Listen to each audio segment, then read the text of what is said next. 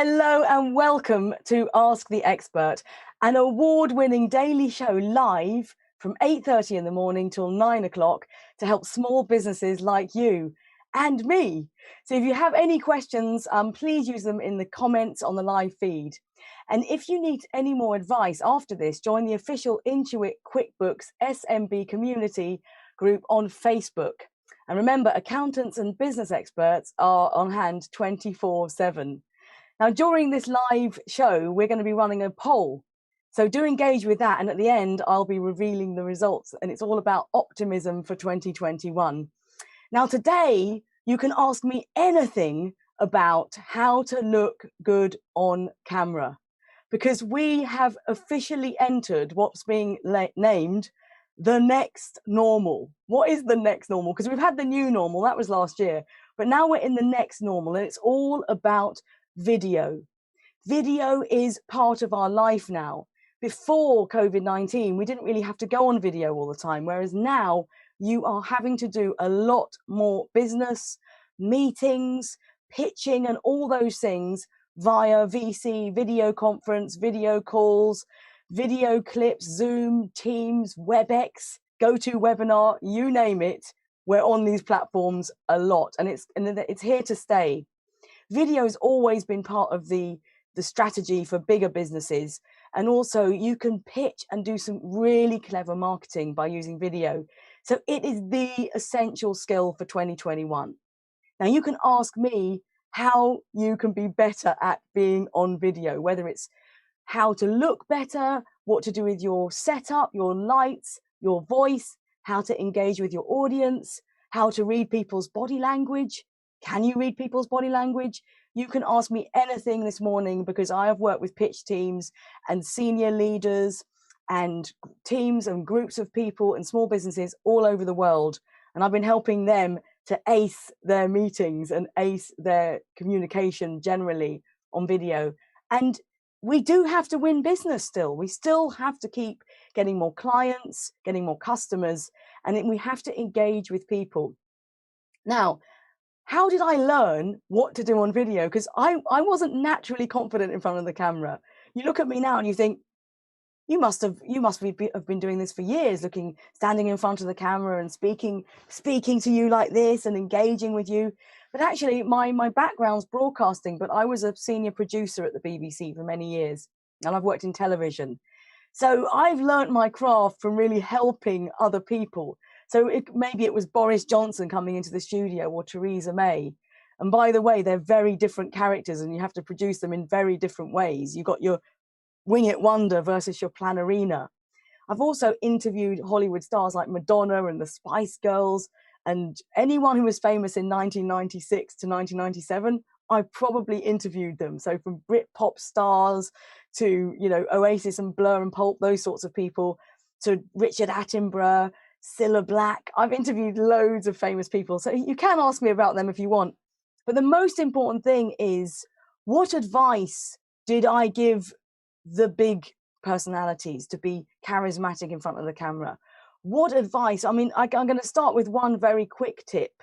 The main advice, particularly when we used to make live radio shows, just before people would go live on air and I'd be holding up the script, or I'd be the other side of the glass telling them what to do. The main advice I would give, and this is the first tip of the day for you, would simply be eyes and teeth.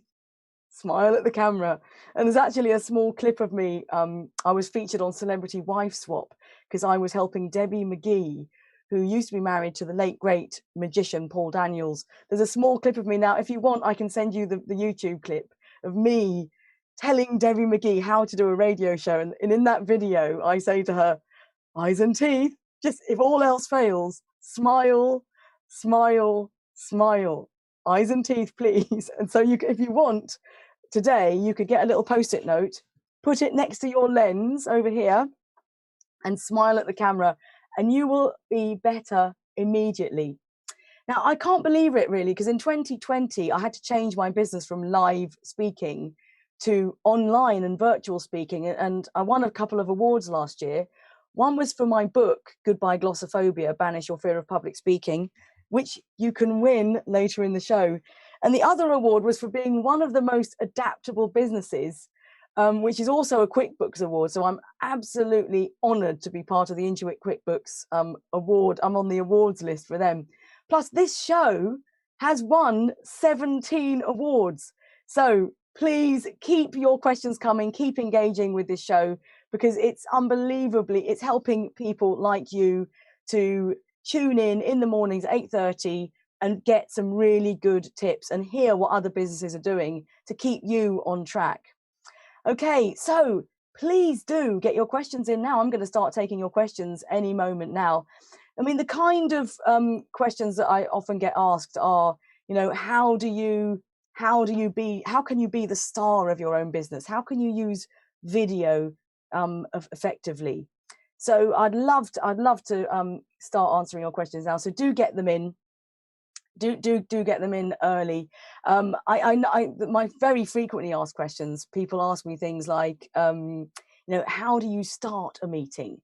You know, it's really awkward at the start. And you know, it's really awkward sometimes, whether you're in a meeting or a pitch, particularly if it's meant to be quite formal. And I've been helping people recently with job interviews and promotions and that sort of thing, and formal pitches. And quite often the mistakes that people make, okay, one of the main mistakes that people make is not having a strategy for the beginning of quite a formal pitch or meeting when people are tuning in. Now, people will never tune in exactly 8:30 on the dot. You know, if the meeting's at 8:30, you might have people tuning in maybe 8:27 if they're organized, if they're the plannerina types. What type are you? Or you might have people tuning in a couple of minutes past 8:30. So there's a kind of 4-minute window where people are tuning in. And where people are going wrong is they're saying, oh, we're just waiting for people to tune in. They go silent. Well, that's not very engaging. And that's throwing away a wasted opportunity. That's throwing away an opportunity. It's wasting an opportunity. Because if you were going to have a meeting in real life, would you turn up to that meeting with a paper bag over your head and ignore people? Would you turn up to a meeting and go and not say hello? You know, you would be greeting people. So it's about thinking about your virtual meetings as a water cooler moment, trying to make a virtual meeting much more like real life. And even though it feels a bit weird looking at the camera, it is possible to make it as realistic and as face-to-face feeling as possible. So the way to do that is just have a strategy, just engage with the people, and ask them to use the chat box like you're going to use today. Use the comments in the live feed, ask questions, use the chat function, ask people, oh, you can use the chat function, give us a shout out, where are you tuning in from today? But keep the atmosphere light and don't have awkward silences. So the tip there is have a soft start to your meeting, have a small talk strategy.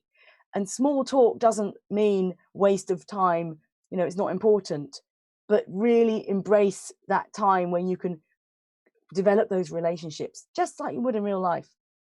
Okay, I have a question here. Ruth from Instagram, direct message. Morning, Esther. What advice would you give to the next generation of female entrepreneurs? The next generation of female entrepreneurs. My advice. First of all, my first piece of advice for female entrepreneurs in particular is go for it. Don't hold back. Why not? Why not? If other people are being entrepreneurs, why not you? However, I know from being a woman myself and from working with many women, very senior women and women starting out and starting their businesses, I know that women tend to be, and I'm going to make a generalization here, but this is my experience, women can be a little bit risk averse and a little bit nervous when it comes to standing in the spotlight, which is why, again, I wrote my book, Goodbye Glossophobia, that's the cover behind me, about public speaking. It's particularly aimed at women because women are less likely to just throw themselves out there and say, look at me, look what I'm doing. Women are less likely to feel that confident. Women are much more likely to say, not 100% sure. Not 100% sure, might not do it. Not 100% sure, I might not speak up. So don't try and be 100% perfect and 100% sure all the time, because it will hold you back. Go for my 80% rule. Be 80% perfect and go for it. Excellent. Thanks, Ruth. Good. Please carry on asking questions. Okay, Bellamy from Facebook Messenger. Hi, Esther. I'm a YouTuber. Woo! Well done, Bellamy. Excellent. I review books on my channel, but I don't appear on videos. Ooh, I only give voiceovers. I hope you've got a good voice then. I can give you some good voiceover tips. Is there any exercise that you can share that will help build confidence to shoot myself? Shoot yourself as in on camera, not shoot yourself. I've shot some videos, but hate them so much, I never upload them. Okay, Bellamy, don't worry. I also can't bear watching myself back. There you go. That's a truthful answer. I don't like watching myself back. But here's the thing. Your audience do like watching you back. Your audience want to see you. Your audience don't care if you've got a wrinkle here or a double chin there, or your hair's a funny color, or they don't care. So my advice there is share your clips with your audience. Think of it as a service rather than a horrible lesson in how much you hate yourself. It's totally normal to take that critical view and for our inner critic to come out and, scold us. We scold ourselves. Our inner critic is leaping around saying, how dare you put that video out? You're terrible. But here's the thing. You're sharing your reviews. Think about what you're giving to your audience. And you know what? Remember what I said earlier? Look at that camera, eyes and teeth. Go for it. Just go for it. What have you got to lose? What's the worst that can happen?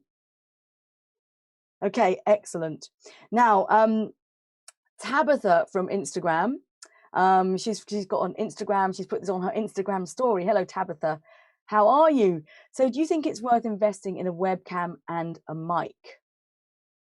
Absolutely, yes. So I have a little extra webcam on top of my I've got quite a big computer here. I've set up myself in this mini studio setup, really. It hasn't cost me much money at all. I would absolutely, yes, invest in equipment. You can get it relatively cheaply. So I've got a Logitech camera, which you just clip on the top of your computer. I've got a boom mic up here, which you can't see, and I'm not going to change the shot just in case it all falls down and we're live.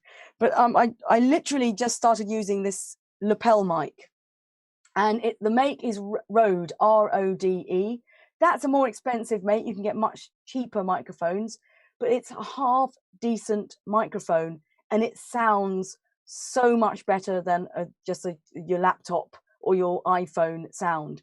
You can use an iPhone and just add a microphone and a light, and you can enhance it with a mini cam. You can get these little GoPro cameras these days, and you look like a professional.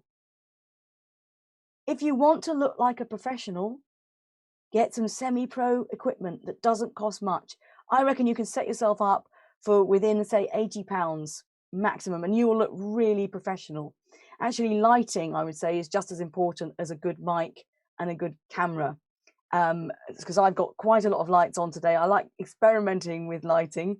Again, you can just use your lights at home and just put more on. And it's amazing how you'll look more professional just by enhancing the light. Okay, let's have a look. Sheila from Twitter, direct message. Is it possible to rebrand yourself within an organization? I want to change my perception in the eyes of my colleagues, but I feel it might be easier to do so in a new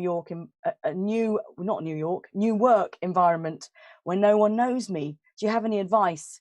Okay, Sheila, that might be a anonymous. That might be a code name. I won't tell anyone. Is it possible to rebrand yourself in an organization? So we're talking about, this is a confidence question. This is about how you show up at work. Are you seen as a leader? Are you heard? And do people think that you're just good little getting on with your work, good little girl getting on with your work kind of perception. And should you move jobs in order to be seen in a more kind of in a leadership role, maybe? Okay, the short answer to that is, can you rebrand yourself? Yes. Can you start being more visible at work and getting your voice heard? Yes. It does take time and effort. And the good news about this virtual environment, the good news about this video medium is you can own this little square. You can own this little square, okay? This little square, it's up to you to fill it. It's up to you to fill the sound. It's up to you to fill it with your presence. It's up to you to decide what your personal brand is. So if I were you, Sheila, I would start thinking, what do I want people to think about me? Because to be honest with you, yes, you can move jobs. Yes, you can. However, you're not going to move personalities. So you might as well think about developing yourself and developing your confidence and your personality. And it's about you getting out there more often, leading on projects, leading in meetings. And in this environment, the good news, particularly for women, is that it's a level playing field. You can get your voice heard. You can set yourself up as the host or the chairperson of the meeting. You can set yourself up quite easily as a leader, but you have to decide that that's what you want to do. And remember, you want to engage with your audience. So I would say, keep working on yourself. Definitely get yourself seen and heard more often in meetings. Get yourself a gig, as in speak on a panel, set up a project where you're leading it, chair a meeting, go out of your way to create something. And particularly when it comes to women's networks, so International Women's Day is on March the 8th every year. Set something up for International Women's Day. And if you want any help on that, drop me a line.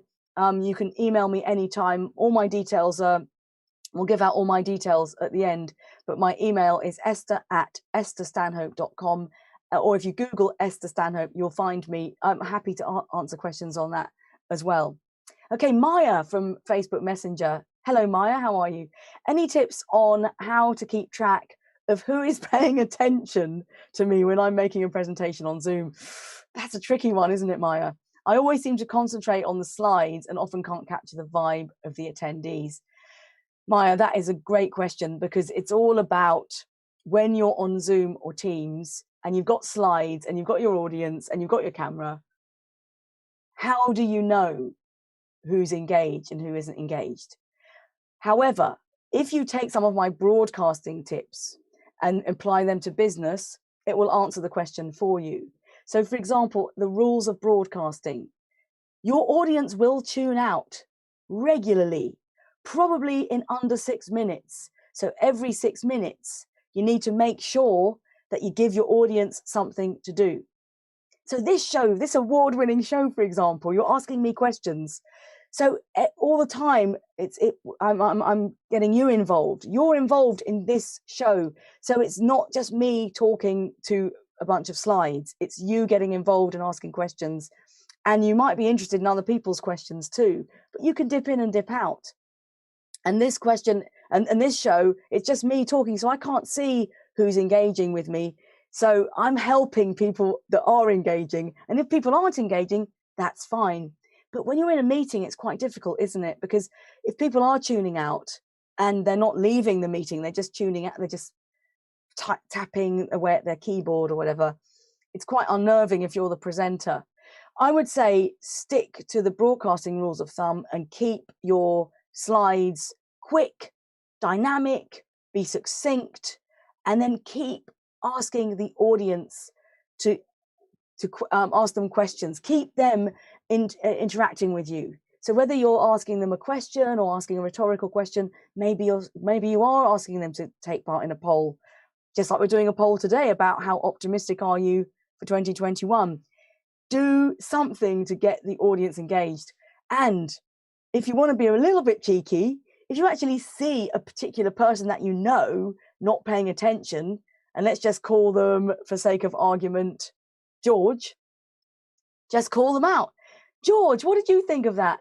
George, I can see that you might want to know. Do you want to know more about that? You know, actually bring them in if it's appropriate, of course, because you can't do that all the time. Okay, Damien from Instagram. This is on his Instagram story. Any tips on dressing up for on-camera success for a man? Oh, Damien, I love that question because this applies to men and women. Any tips for dressing up? Okay, well, first things first, make sure you dress from the waist up. And if you aren't dressed from the waist down, make sure your camera can't see your nakedness or your boxer shorts, because on CNN, one of the correspondents was caught, wasn't he, with his boxer shorts on. And there's lots of jokes now. There's loads of memes with people with their pants on and like a suit jacket on top. Rule of thumb, Damien, what would you wear in the office? Now, I know from a lot of my legal clients, because I work with larger organizations all over the world, law firms, banks, and there seems to be a trend of not wearing jackets. And maybe if they were going into the office, they probably would wear a jacket. I think general rule of thumb, what would you wear in real life? Would you wear a suit? And I don't think a jacket looks too smart if you've got a shirt on without a tie. That would be kind of I think if you've got a tie and it's all done up to here, you might look a bit stiff. So if I were you, I'd wear something smart, but try and avoid just black or just white, because both black and white don't work that well on camera. I mean, I think if you wore black and white, it's quite good because you'll break up the blocks of color. But try and wear blues, or if you are going to wear a tie with no jacket, wear a color. Try and dress in something that you're comfortable with, that doesn't show sweat marks, but does make you look and feel confident and, you know, like a leader, if that's what you want people to see you as. You know, don't undersell yourself by not making an effort. So very good question there. Okay, we've got Shawcat from Facebook Live. Hi, good morning. How are you this morning? Have you got any tips on how to sound more engaging when giving speeches or talks on video? Have you got any tips on how to sound more engaging? Well, I'm hoping this morning I am sounding relatively well engaging. I'm sounding engaging myself because I've got my new lapel microphone, so it should have quite a clear sound. My tips for sounding engaging are, yes, get a microphone, and you can have a lapel mic or a boom mic. That's already going to help the audience to tune into you. Given my background's broadcasting, and I've worked for many years, and I think I've produced 12,500 hours of live radio at the BBC. It was all about sound and chat, and a lot of the time, you know, being on mic is a major part of that. So being well wired, as in a good microphone, makes a massive difference. In terms of your voice, you really want to warm up. This morning, if we didn't show you the warm up, we were warming up behind the scenes, weren't we? Team, the award-winning team behind the scenes this morning. Thank you so much. We were warming up behind the scenes, and you just want to get your mouth ready for your speech. So your tongue can be quite lazy, but your tongue is a muscle. Blah, blah, blah, blah, blah. You just want to move your tongue around. I know it sounds a bit gross, but you know, if you move your tongue as if you're chewing toffee, you're moving your mouth around, and anything to do with a hum is good for your lips, and any form of tongue twister like she sells seashells on the seashore is good for to warm up your mouth and your vocal apparatus. Most important thing for voice is actually lubricant.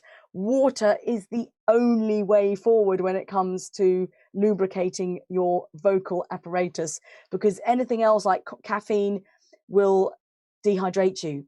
And you definitely don't want to be hungover. You don't want to be dehydrated, because you will lose your saliva, and then that's awful if your mouth sounds, if you have a dry mouth when you speak. So water, warm up, and a really good vocal tip for you, Shortcut, is pausing. Pause and change the pace. Don't rush, but you really want to keep your voice nice and loud, or people will think that you're a bit half-hearted. So be bold and go for it. And thank you for that question. That's great. Miguel from Twitter, direct message. What kind of body language should we adopt when speaking in front of the camera? So body language for you in front of the camera. Again, Miguel, I think when it comes to speaking on camera, this is what's going to happen in the new world of the way we communicate now in offices and at home. In your office, you are now going to be doing much more video comms and video conferencing. I'm guessing a lot of my clients have got this fancy equipment and they've got smart cameras. So they're going to be doing a lot more office to office communication. And now if you're at home, you probably only have this small, it's a mid shot of you kind of like head and shoulders. So if you want to put some hand gestures in, you have to put your hands quite high up. I would say you want to be as realistic and as lifelike as possible, because you want to come across as authentic. You want to come across as yourself and conversational. Now, I use my hands quite a lot. I would try not to choreograph them. Occasionally, when I watch myself back, I think, lose the hands, Esther. I would try. The most important thing actually is the engagement with the camera. I would say you want to sit up straight with your shoulders back. You want to look and sound as if you've got presence and gravitas. So that's all about the good posture. But I would say one of the most important things is the eye contact. So you really want to concentrate on looking at that lens. So identify your lens right now and look at it and try and put your energy in that direction. And I think that will kind of lead the body language. Okay, now, before I carry on with some more questions, I actually have a competition. Are you ready for a competition? I'm going to give away a copy of my book, Goodbye Glossophobia. Now, this book is all about public speaking and the fear of public speaking. It's called, and glossophobia is actually the fear of public speaking. And I wrote this book before we had to do everything on video. But the beauty of this book, it's got tips about, about voice, about body language, about how do you start? How do you ask a question? What happens if you're nervous? What happens if your mind goes blank? And it's relevant to speaking in front of the camera. So if you want to win my book, I am going to pick out a winner if you're watching live, I'm going to pick out a winner in the next half hour. So you've got to be quick. If you're watching a recording, I pick out a winner every Friday, so you can still apply for the competition. All you've got to do, this is an email competition. It's a virtual hat. All you've got to do is email me esther@estherstanhope.com. That's ESTHER @estherstanhope.com, ESTHER Stanhope.com.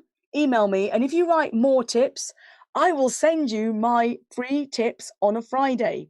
But you have to write more tips for me to do that. Esther@estherstanhope.com. I will pick the names out of the hat. I'll just leave that there for a moment. I'll pick the names out of the hat. If you're watching live, in the next 28 minutes. If you're watching a recording, I will pick I will go to my virtual hat on Friday. If you've emailed me, your name might come out, and I will send this to you immediately. So please do apply for the competition. Okay, I've still got time for a couple more questions before we wrap up and start looking at the poll. So please, if you want to get a quick last minute question in, we've got about a minute left, but let's have a look at the poll results. Let's have a look. So the poll was, are you optimistic about your business growth in 2021? And get ready for the results. Drum roll, 63% say yes. 63% of people say yes, I am optimistic about my business growth in 2021. That is great news. Unfortunately, 37% say no. So 2/3 more or less are optimistic, 1/3 isn't. Wow. I mean, I'm optimistic, and I think we can do really good business, particularly if we take on these tips to be good on camera. Thank you so much for tuning in this morning. Now, if you want to get in touch with me, please do send me a direct message on LinkedIn. That's where my hangabout area. You can easily find me at Esther Stanhope. I've just given you my email address as well. Please feel free to email me. Coming up on Ask the Expert tomorrow, everything you want to know about the current landscape and the latest announcements from the government and what we've learned about Brexit so far with Rachel Martin. She's a founder and director of Accountant She. So look forward to Rachel. She's going to be great. And remember, if you want any more advice, the official Intuit QuickBooks SMB community group on Facebook is available to you. And remember, accountants and business experts are on hand 24/7. Thank you so much for engaging today. Thank you for your questions. I've really, really enjoyed spending time with you this morning. Have a lovely day. Over and out.